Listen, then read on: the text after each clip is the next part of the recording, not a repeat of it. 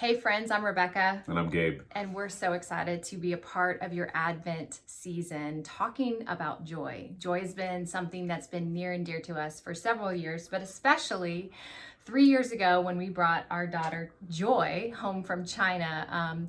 A Down syndrome diagnosis, just 5.5 years old, she became a part of our family. And our theme, our hashtag that year was Bring Joy Home for Christmas. Yeah. Do you remember that? I know, it was so fun to go through the experience of waiting over a year, going through that process, and then bringing her home at Christmas time and remembering Advent and remembering this idea of waiting and just trusting God. And so we wanted to read to you from Psalm 119, 110 through 112 this morning. The wicked have set a trap for me, but I have not wandered from your precepts. I have your decrees as a heritage forever. Indeed, they are the joy of my heart.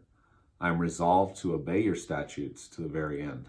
A lot of times we look at joy as a decision based on our circumstances. And even if they don't change, our perspective changes. And yes, that is true. There's a lot of scripture about joy. But the reason I wanted to go to this one is that this is an example of how we get the fruit of joy. Sometimes we think we just have a perspective shift, or we just decide to see differently, or maybe we choose gratitude. But partly, this is telling us that we actually get joy. Joy is the fruit of obedience. And that's what we found by adopting Joy. God invited us to adopt her a year prior. And of course, we were scared and nervous and felt very ill-equipped and very old, let's be honest, to bring home a 5-year-old with kids that are now 20, 18, and 16 as well.